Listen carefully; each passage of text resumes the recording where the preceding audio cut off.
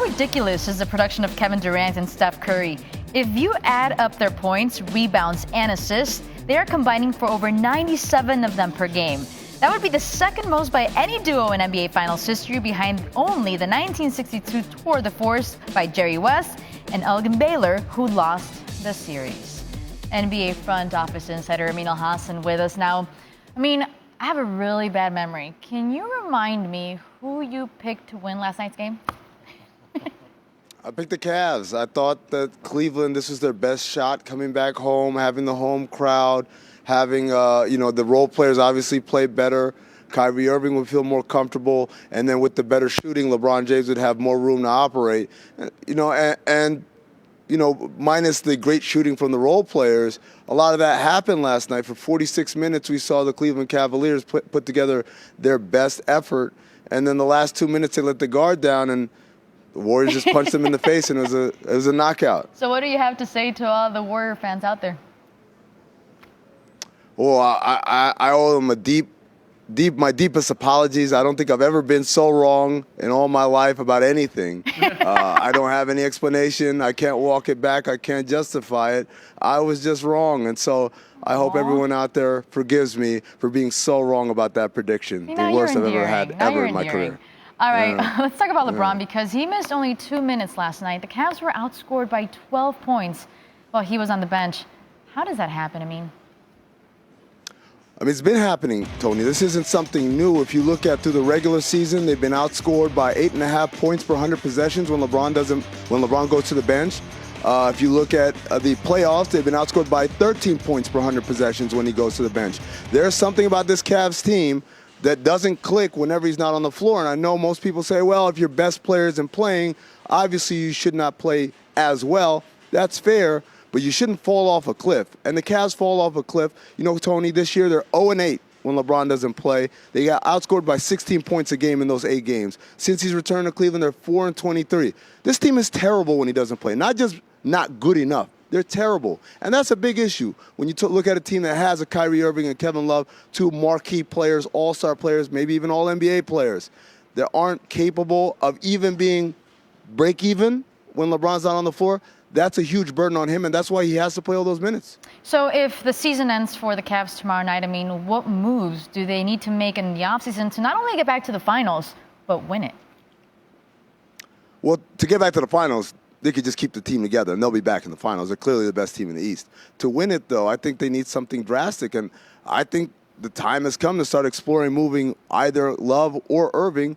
We hear about players like Paul George and Jimmy Butler being available. If I'm the Cleveland Cavaliers, I'm ready to start that dialogue with anyone not named LeBron James on my roster, because what you need to defeat this Warriors team is length and the ability to play both sides of the floor. And that's the biggest problem with the Cavs right now. They got defensive guys who can't play offense. They got offensive guys who can't play defense. And the Warriors will exploit that every single chance they get.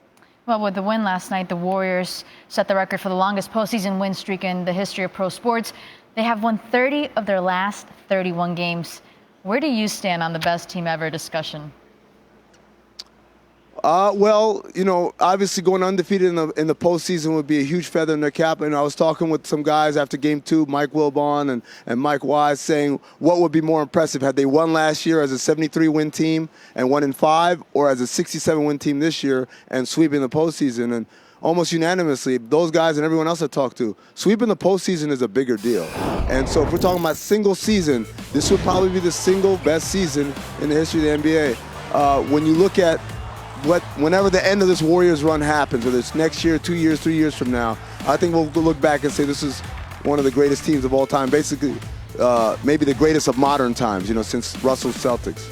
There you have it. Amin Elhassan, our front office insider with the insight. Thank you, Amin. We're going to stay with the NBA, and for that, we're going to send it over to you, Randy.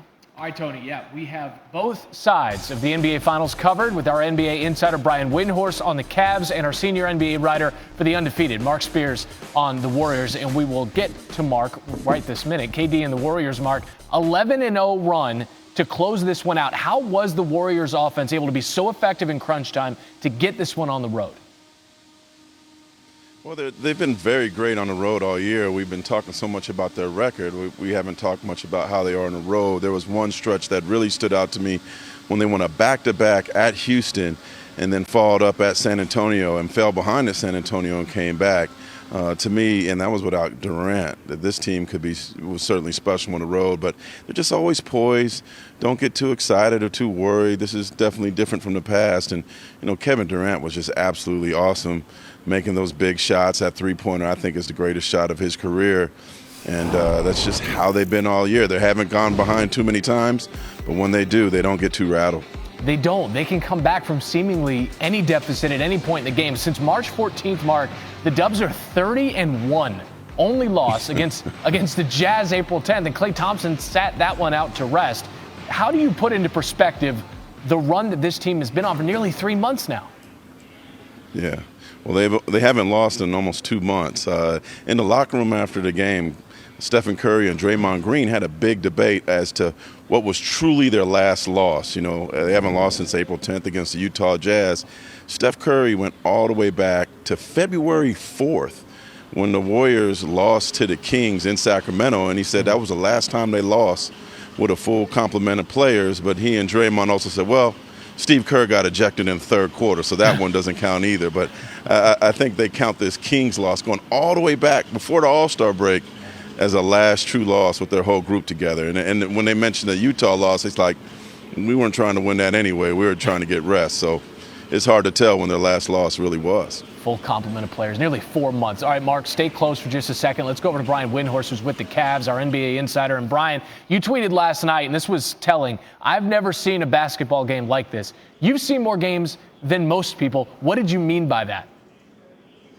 Well, the Cavs are playing terrific basketball. I mean, you can spend the next hour if you want breaking down their flaws, and they've got them. They have issues that, there's going to hold them back. But this team went 12-1 in the East. This is a championship. This is a championship team. I would even go so far to say that, somewhere between 75 and 80% of the seasons in the modern era of the NBA, this team probably wins the championship. And they're getting steamrolled. They're getting steamrolled because the team that is playing against them is historically great. They can't even make one little bobble because the margin of error for them is non-existent. And that's just something I've never seen before. I've never seen the high-level basketball that the Cavs are playing. And LeBron and Kyrie Irving played high-level basketball last night. Kevin Love played one of the best defensive games of his career. Considering the stakes, it was probably the best defensive game of his career. And they were still outdueled by a team that is just flat out better. And watching the plays go back and forth at a breakneck pace, I'd never seen a game played like that, and it ended up playing out that way. What impact has the difference in passing had on this series, on the basketball we've seen? In all honesty, passing, defensive possessions, after timeout plays, substitution patterns, rotations. We're seeing a great team play a historically great team. You can break it all down however you want. The Warriors have 4 of the greatest players who've ever been assembled. That's what you saw. As great as Kevin Durant was last night, he disappeared for a quarter and a half. And it didn't impact the Warriors' ability to win because they have other stars. If LeBron had disappeared for a quarter and a half, it would have been a 30-point game.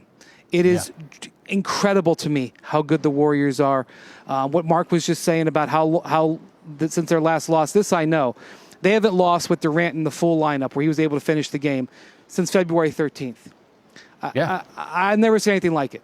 I've never seen anything like it. And people who want to bring up the 96 Bulls, go ahead. Enjoy your argument. Get your sound bites. Have fun. The 96 Bulls didn't have to play Michael Jordan. LeBron James is a modern-day Michael Jordan. Again, you can split hairs all you want. LeBron's a modern-day Michael Jordan. They went 12-1 in the East. They're a game away from being swept.